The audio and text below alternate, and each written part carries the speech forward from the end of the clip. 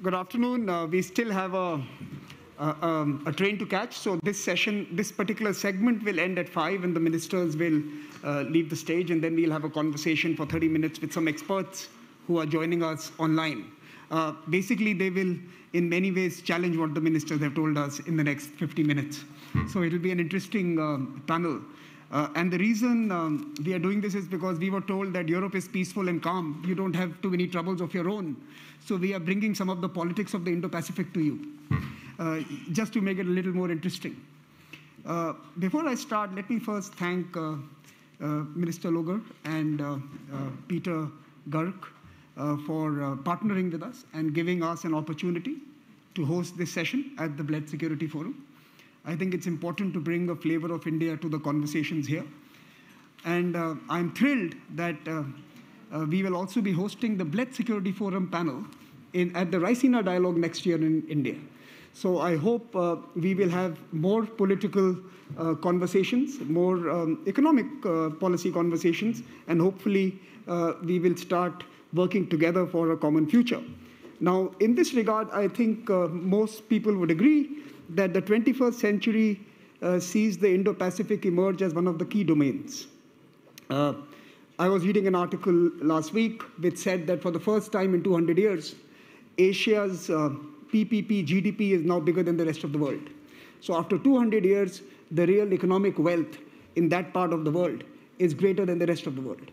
And this is something that, of course, brings with it its own complications. I don't think Asian institutions necessarily are geared to manage this responsibility of being such a big economic behemoth. I think it's politically weaker in that sense when you look at Europe. And also you see, alongside the economic growth, a rise of new politics, of loud politics, of expansive politics, and certainly a challenge to some of the multilateral institutions, arrangements, and assumptions of the past.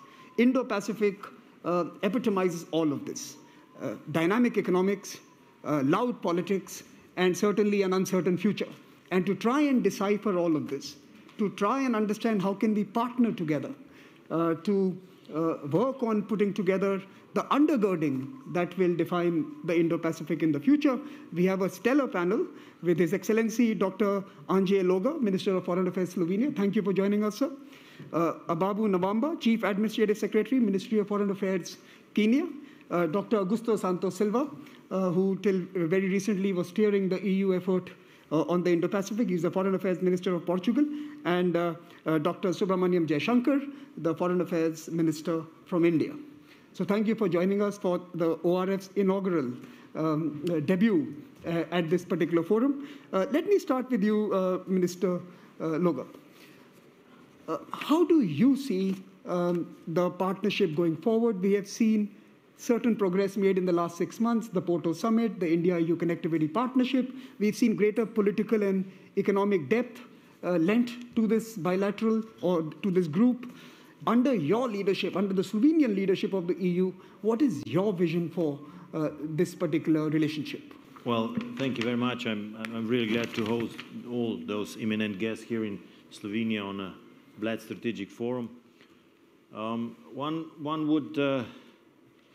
One should compare discussion in the EU arena a few years ago and now, and would witness the dramatic change.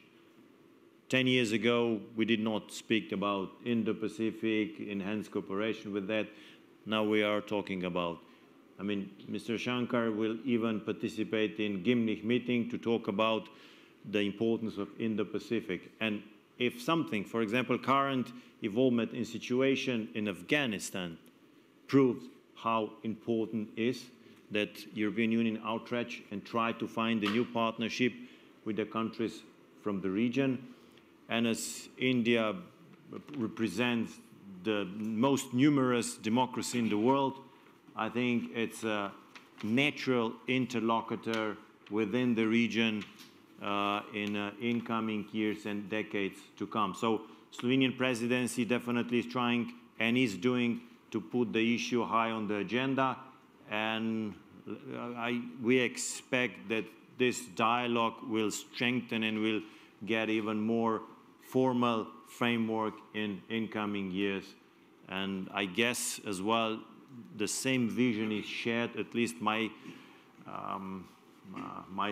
opinion was after today's meeting with the Indian Foreign Minister that there is a wish from both sides to reapproachment and to more partnering cooperation in future. Slightly important question that many of us sitting in India engage with.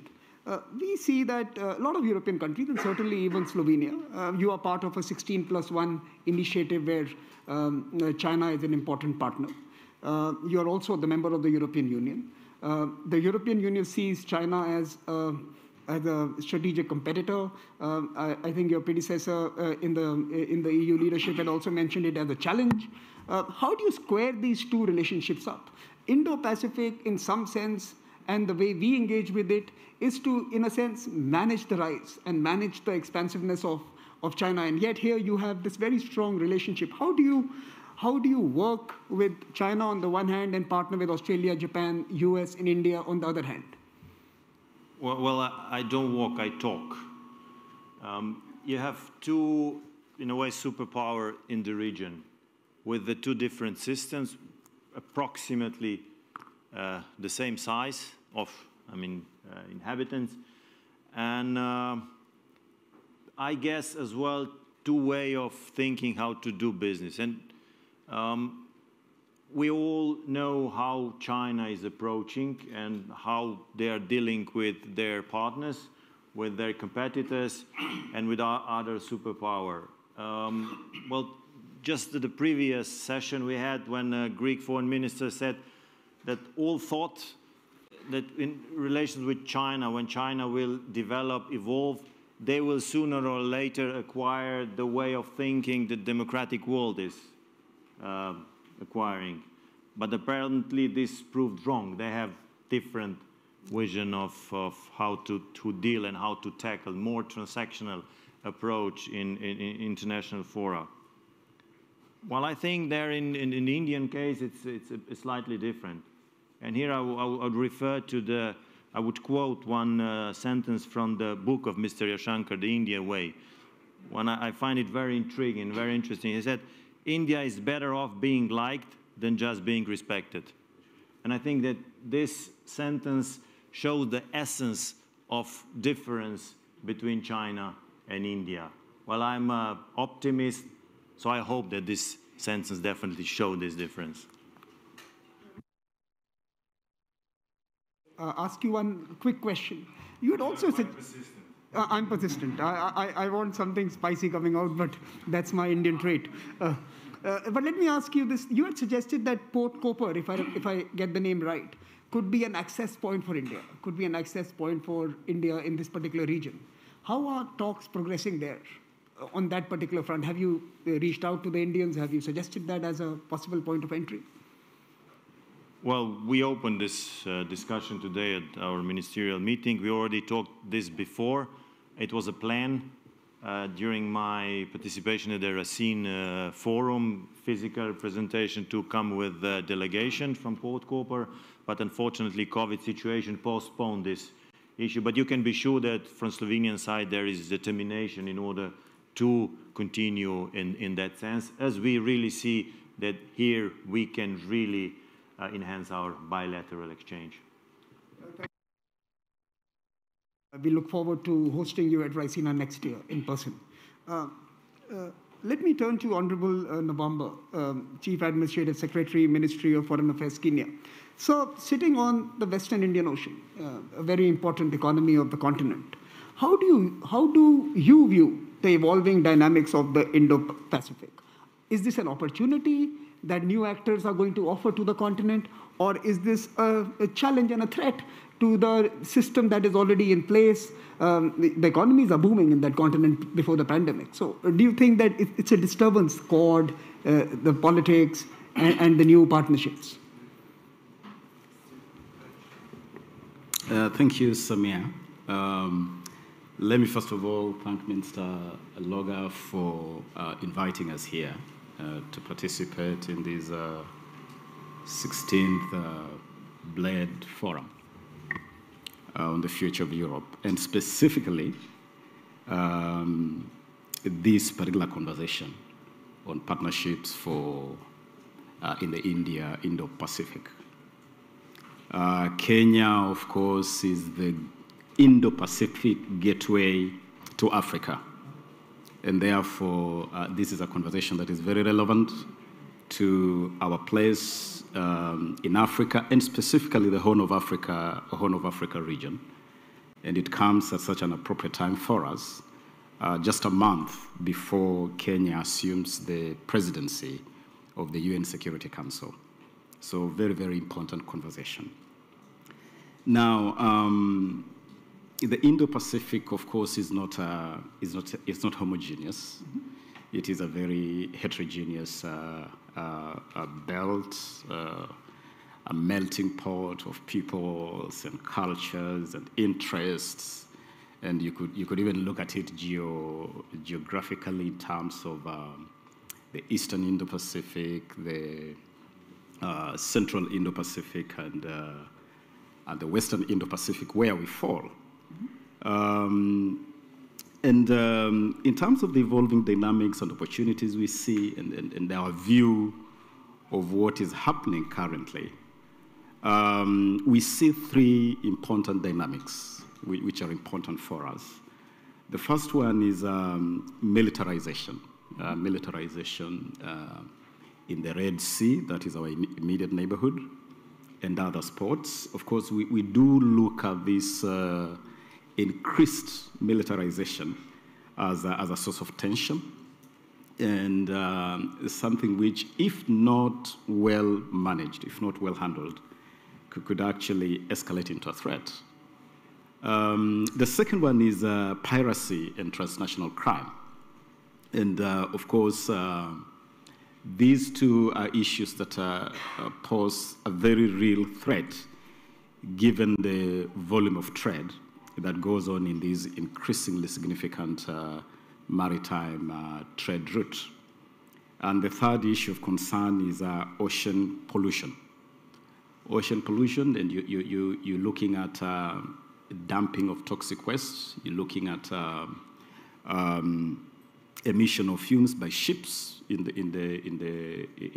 along the trade routes. So these are issues that require a keen attention, and you could look at them both in terms of posing threats, mm-hmm.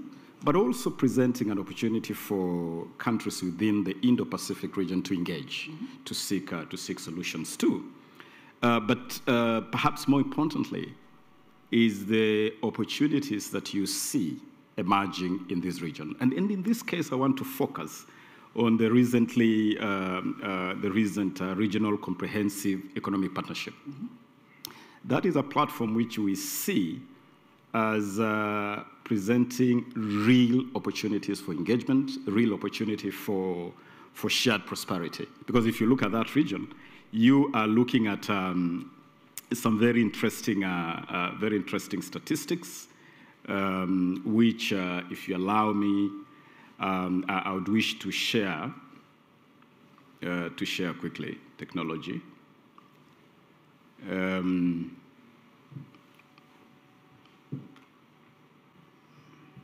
So you're looking at the volume, the population. You're talking about a population of about 2.2 billion people. Mm-hmm. That's about 30% of the global population. The GDP is over 26 trillion US dollars.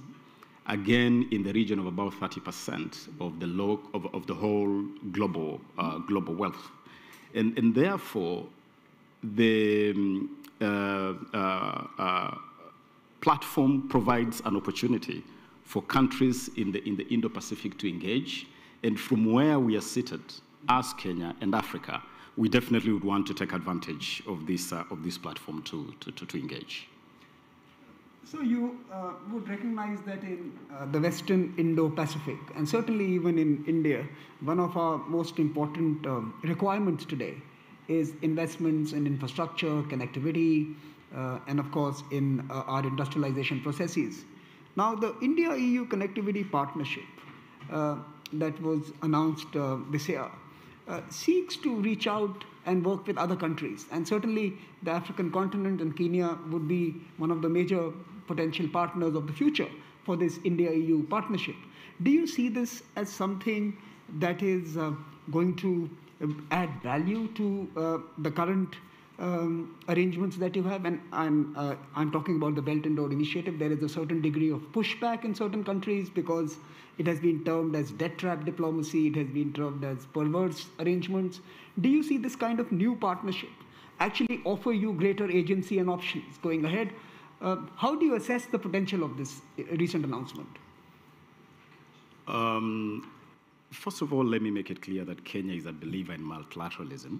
We believe in a collegiate approach to issues. We believe in partnerships. And the EU-India partnership is definitely significant. And it does present opportunity for further engagement. But let me also say that at the moment, there haven't been any specific initiatives from this partnership jointly.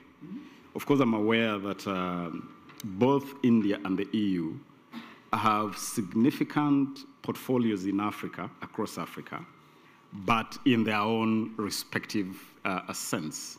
And so it will be interesting for us to see what joint efforts can emerge or can grow out of this very specific Euro or EU-India relationship.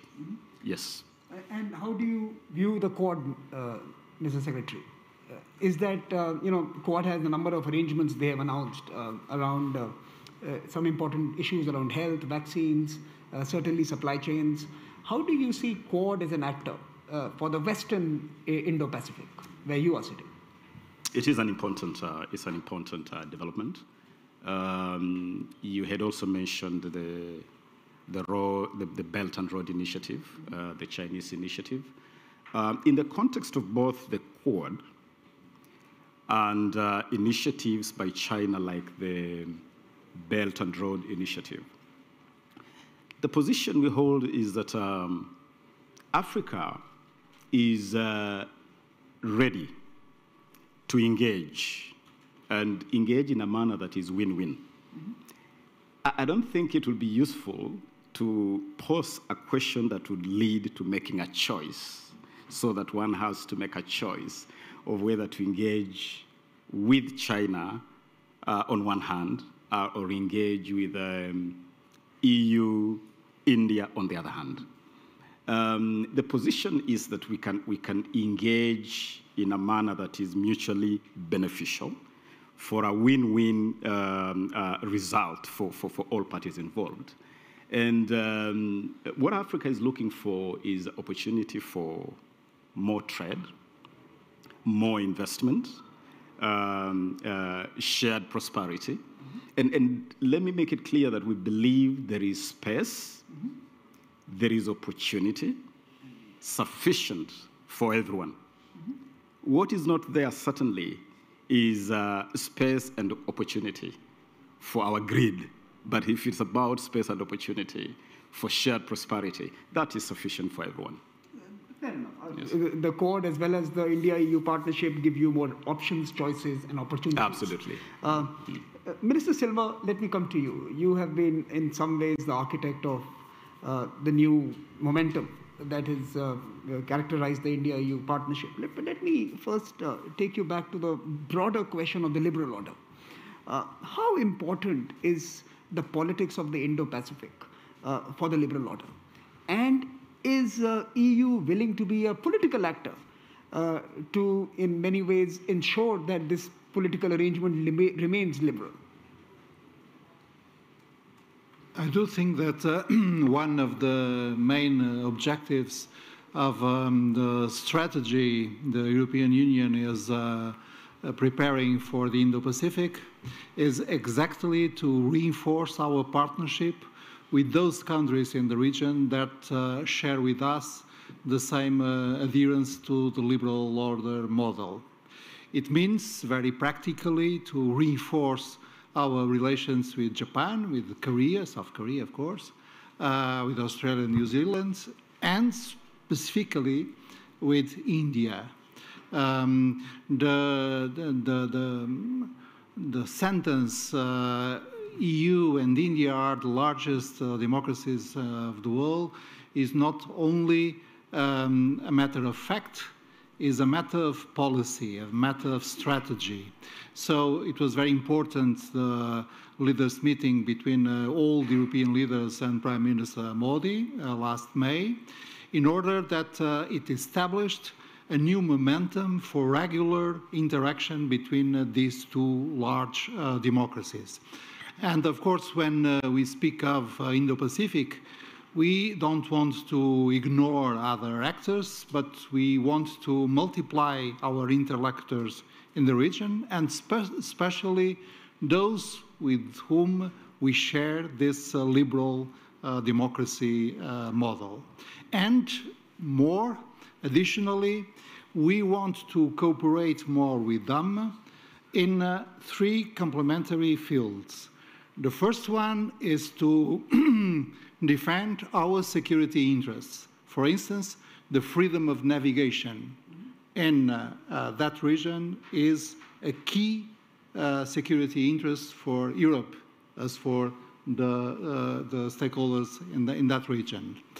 Secondly, we want to have these partners in our side in the geostrategic and geoeconomic competition that we are having in that region. That's why the partnership for connectivity between the European Union and India that was signed in Porto is so important to develop to improve the connectivity, meaning the connectivity in terms of human mobility, in terms of digital communications, and in terms of transport infrastructures, and so on. And finally, last but not least, because we have in those countries partners to cooperate with other regions in the world, namely with Eastern Africa. So it is very important, and it is one of the main aspects of the Porto political declaration between the two entities, European Union and India, this commitment of both entities to cooperate more between them in terms of mutual cooperation with third parties in Africa. So you are perfectly right. There is a political objective, there is a political goal and a political rationale in this in this wording of our relation to that region in terms of European strategy for the Indo-Pacific region. And the word Indo, related to India, is crucial for the definition of that strategy. Mr. Minister, we have seen the deployment of the word values of defending the liberal order used quite liberally all across the world. What do you think Afghanistan does to the credibility of that project? You know, when you see images coming out of Afghanistan, of pain, of suffering, of desertion, of betrayal, how sellable is this concept of building a liberal world which is value-based? How do you sell the Atlantic vision of the past to the Indo-Pacific vision of the future of that being liberal? Well, we have lessons to learn from our own experience, and by 6 o'clock we will begin a very important and I guess difficult discussion among the Minister of Foreign Affairs of the European Union exactly on this and on the latest experience in Afghanistan. But I would suggest that the best way to deal with this is to renounce to phrase this approach as an Atlantic view. Why the liberal order is an Atlantic view? Why is not an Indian view? Institutionally, the values and the institutions of India as a political society are aligned with the classical values, principles, and protocols of liberal democracy. So it's not an issue of Europeans and North Americans trying to impose to the others their own values. It's a common commitment of all humanity to the Declaration of Human Rights, which was approved in the United Nations, and it is not Western imposition. And it is a matter of improving our relations and our cooperation with societies in all parts of the world that share with us the same principles and that are also committed to defend, by means of cooperation, their interests in terms of security. Mr. Minister, we are 9 months into this year. We are in September now. What do you think has been the big development in the India-EU relationship? And what do you think should be perhaps some important next steps we must immediately work on? Well, we achieved the fact that there was a meeting at the highest level is per se a good result. But it is only the ouverture, it is only the opening of a very important, difficult, complex, but necessary track of bilateral negotiations. And the agenda was designed. We assumed the commitment to resume the economic negotiations that were suspended in 2013, aiming at getting comprehensive trade agreements, an agreement on the protection of geographical indications, and an agreement on the protection of investment. So one very important track for bilateral negotiations is the economic domain. Secondly, we signed a partnership for connectivity, which is very demanding in practical terms, because its aim, as I have already said, is to promote the relations of India and the European Union in terms of infrastructures, communications, and human mobility. We are doing, for instance, at the national level, for instance, Portugal and India are about to conclude an agreement on human mobility, but we have to do it to scale up and to do it in terms of European Union. We, as Europeans, we have always to keep in mind that we, all of us, represent 1/3 of Indians. So it's better to scale up our cooperation in order to have a very important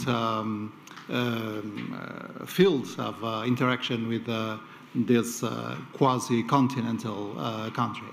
So I think we have ahead of us a very complex, practical, but necessary negotiations, and now it's time, for instance, for the European Commission to work in order to propose our own objectives to the Indian counterpart. So I would say that the main result of the Porto meeting, the leaders' meeting, was the opening of a process.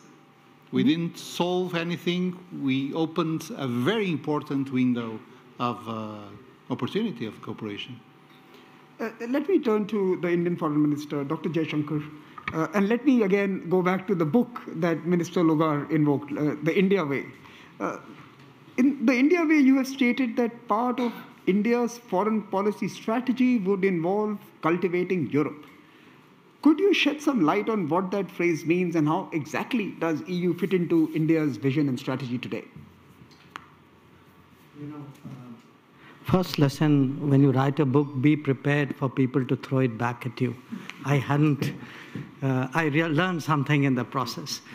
But look, seriously, the reason I mentioned that was for a long time, Indian diplomacy was focused on the larger European national states. Okay, and there's nothing wrong with them. I mean, most of them have been good, time-tested partners of ours. I think the fact that Europe had evolved so much was not necessarily reflected in our way of working. And I say that as self-criticism. I mean, I'm equally to blame for this. So one of the first things I did when I became foreign minister was actually to visit Brussels. And I've tried to make it a point to actually make sure that we engage all the 27 EU members, which is why I'm particularly happy to be in Slovenia today. Because we do realize Europe is a collective enterprise, and you need in a collective enterprise to kind of have all the stakeholders with you as part of as much as possible.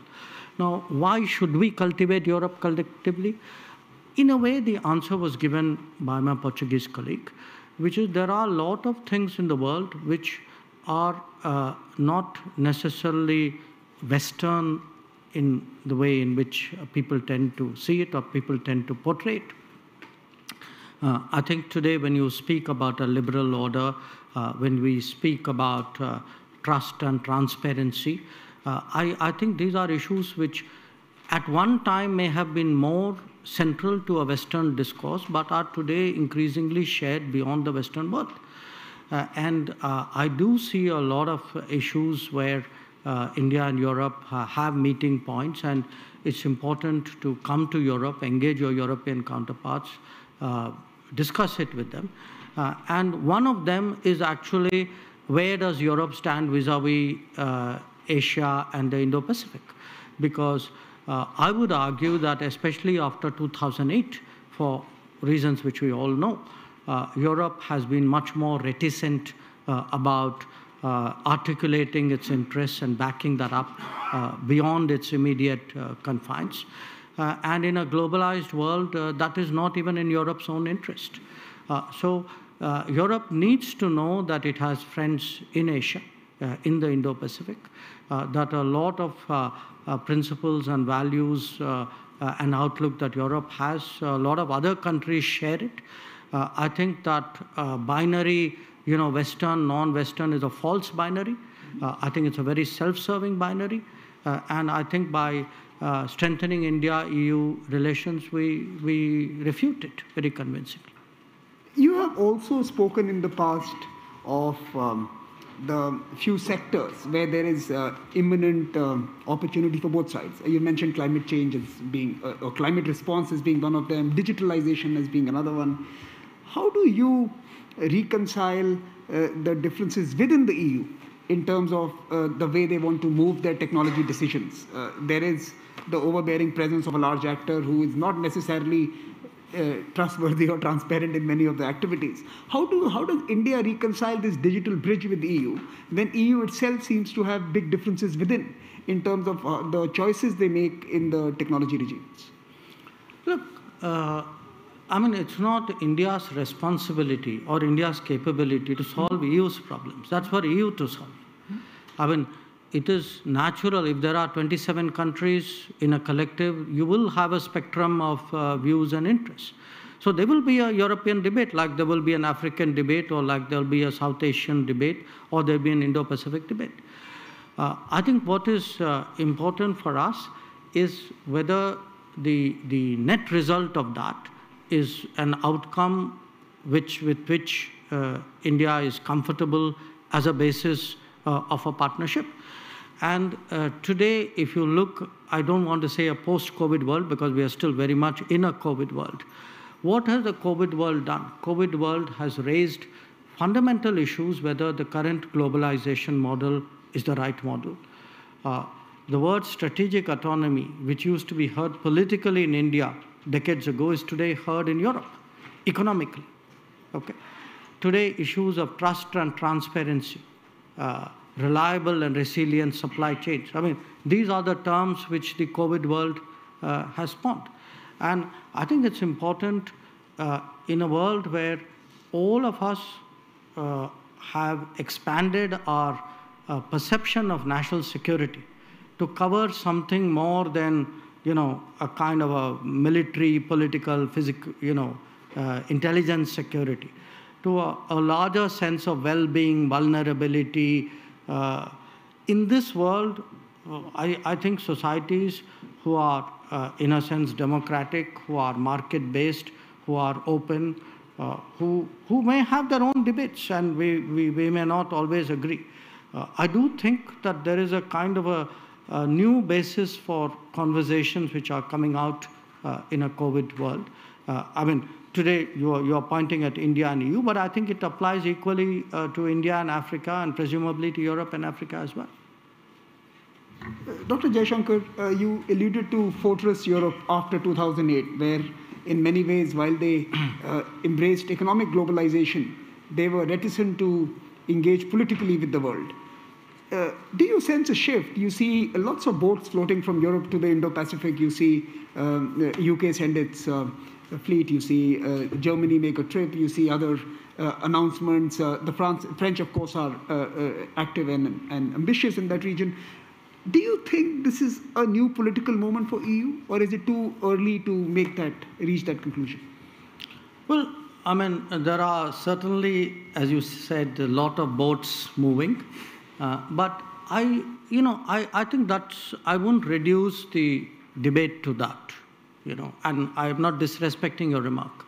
I would certainly sense that there is a sharper awareness in Europe today that what happens in Indo-Pacific, what happens in Asia, what happens in Africa, what happens in the Middle East, impinges directly on the interests of Europe. I think that realization is sharper in 2021, let us say, than 2014. And because of that, I think there's a much greater interest in Europe to deal with other regions, especially a region like the Indo-Pacific. And some of that interest, for example, we saw reflected in the EU 27 summit with India on May 8th. My own sense is this is good for the world because, if you look at the evolution of the world order since 1945, there's been new centers of production, there's new centers of consumption. If you look at the top 20, 30 economies, the inter-se list has changed. I think the big development, which in my view, all of us have a collective interest, is actually in the more faster rise of Africa, because only then the world will truly become multipolar, in my view. But I would say if all of us took more interest in each other's lives, I suspect as a collective we would be better off. And maybe just as a quick question, how do you see the going-ons in Afghanistan impact this project, this common project of creating a rules-based liberal order? They gave you a very neat answer by saying that they're going to discuss it at 6. I'll discuss it with them after 6. Fair enough. Minister Logar, let me turn to you. I was able to attend some of the conversations and I heard some of the reportage coming out of this particular forum.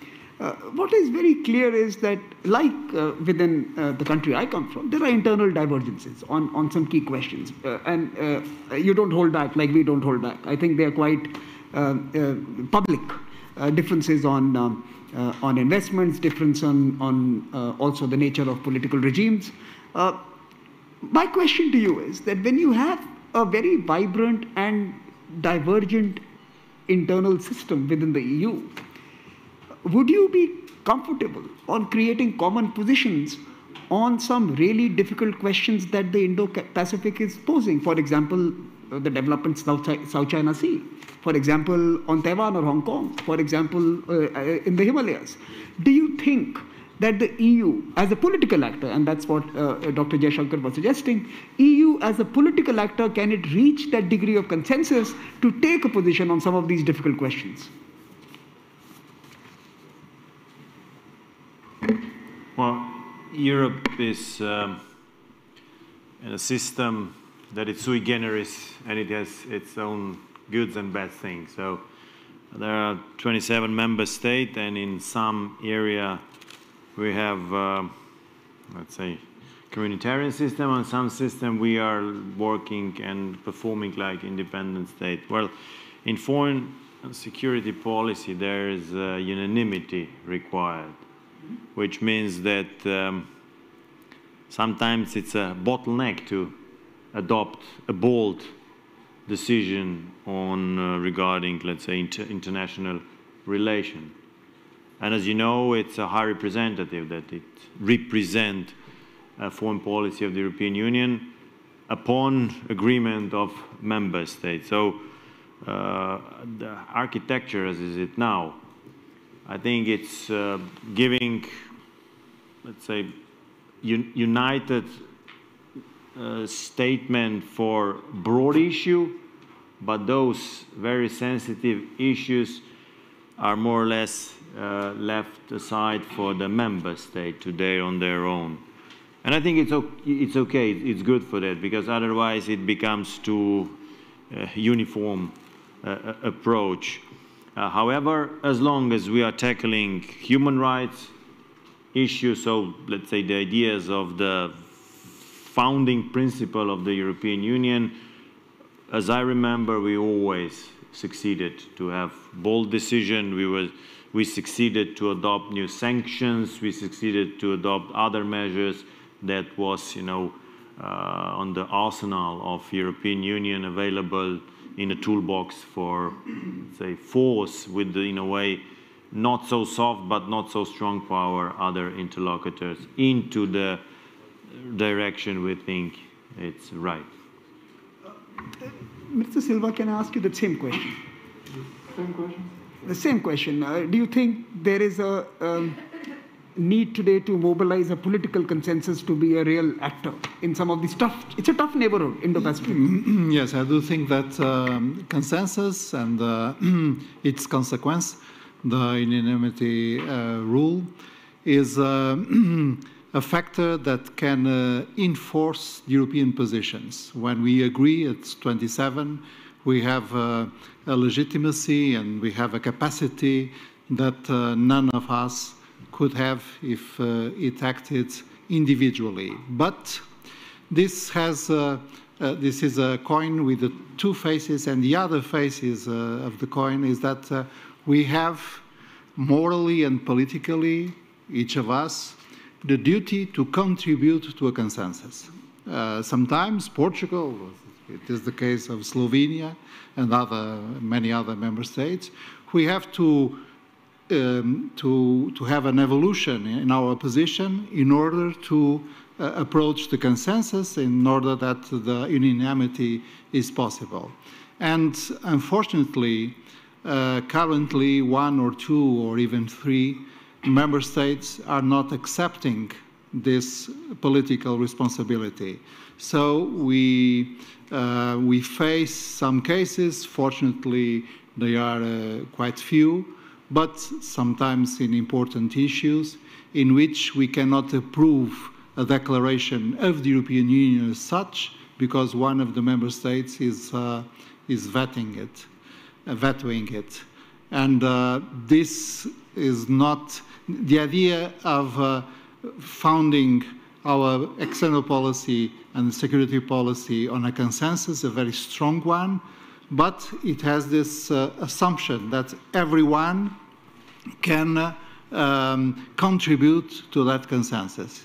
And the veto should be exercised only in issues that could put in question national fundamental interests.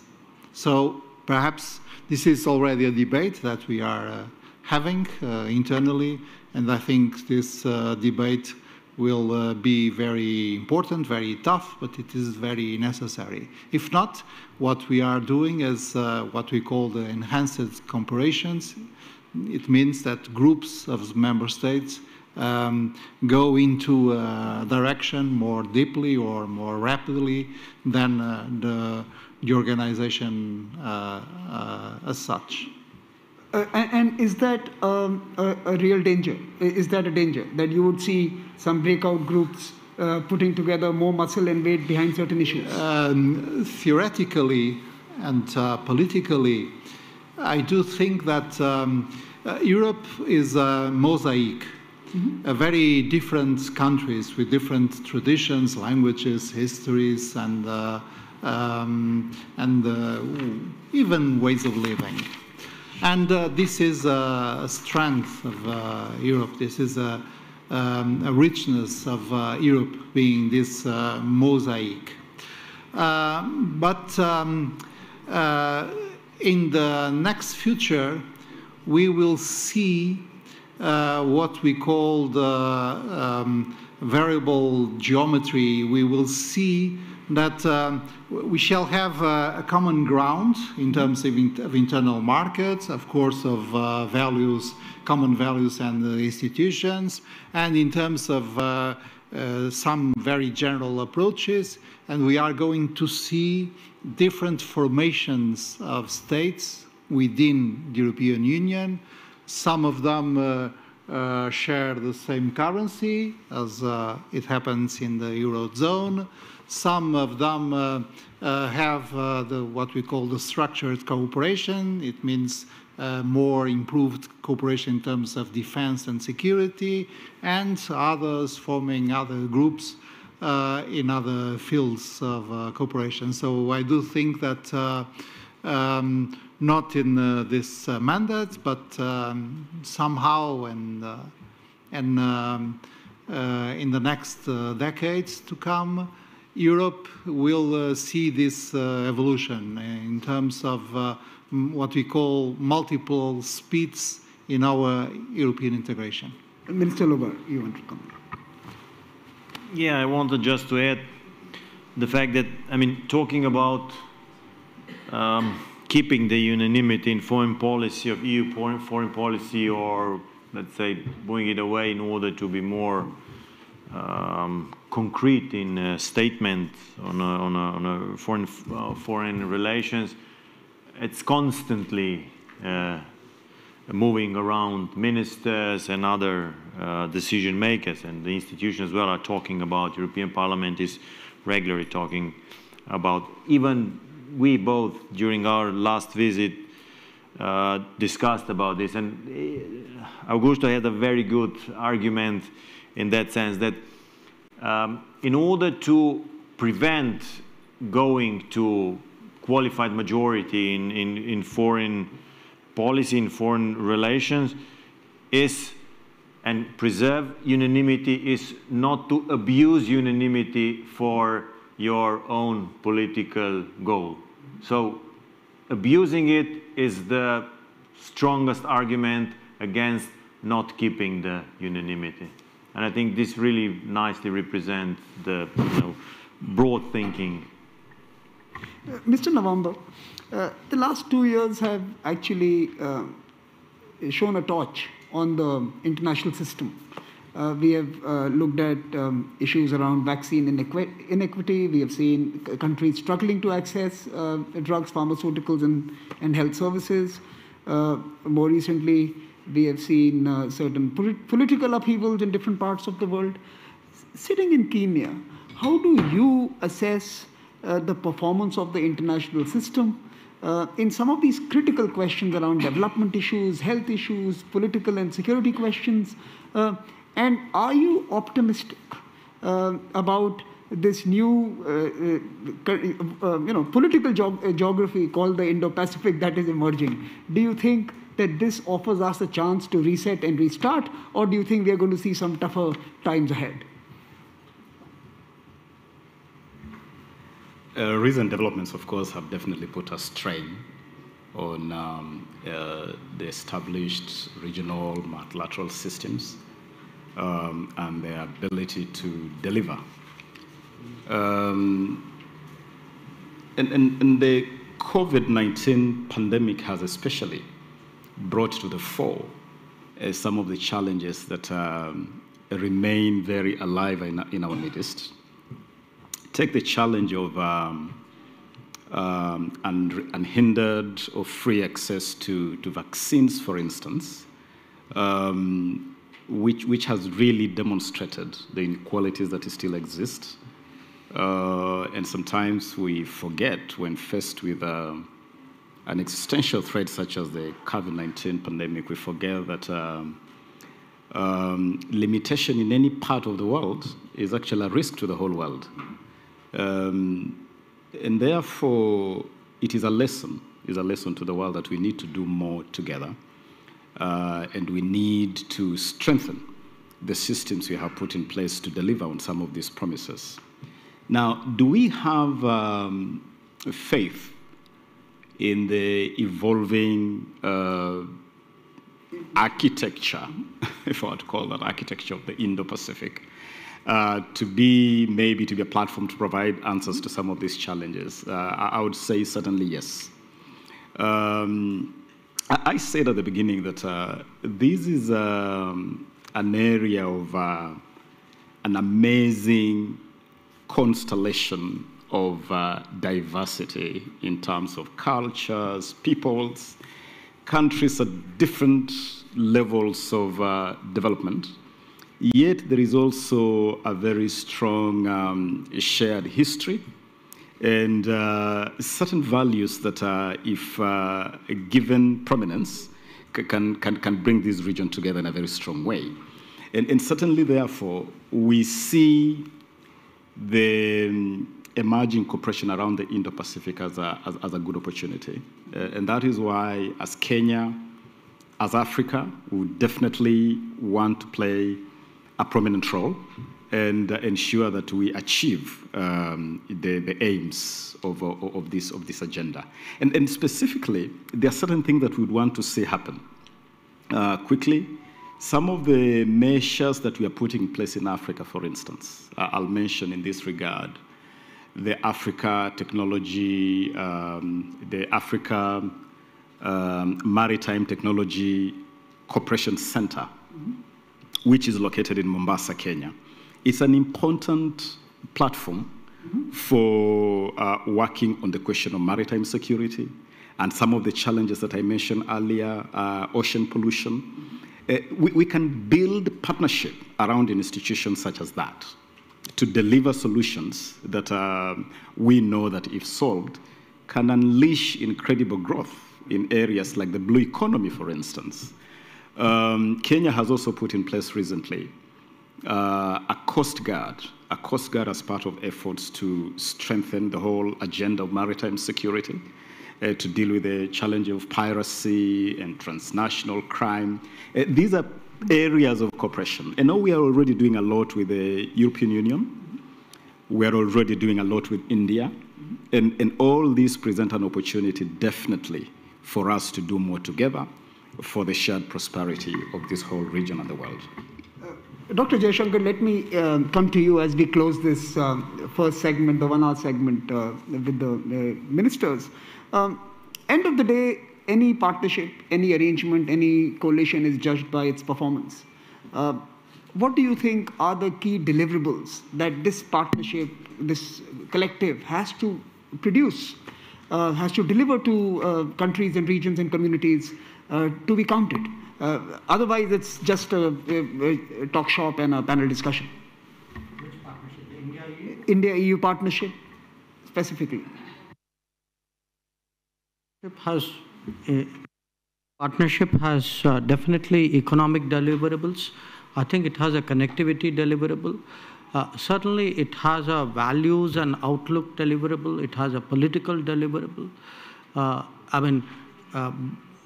I think right now everybody is a little cautious laying out positions on Afghanistan, but I think on issues like that, there will be, there will be consultations and there will be sort of positions which people would try to develop, if not in common, at least in some kind of coordinated form. Because at the end of the day, all of us have visions of the world which reflect our values at home. I think those which converge more will tend naturally to gravitate to each other and to work with each other. So I do think, that this relationship will have milestones as it keeps unfolding, which you can say, okay, on this issue, these decisions came out of India-EU confabulations.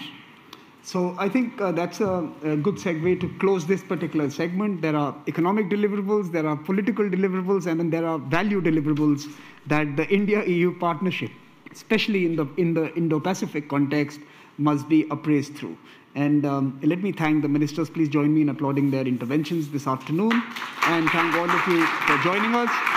I can request the ministers to leave the stage and continue with their schedules and programs. And we will move to the next segment where we will be joined by experts and practitioners, Ambassador Keshav, Ms. Chakarova, and Dr. Twining. So, ministers, please.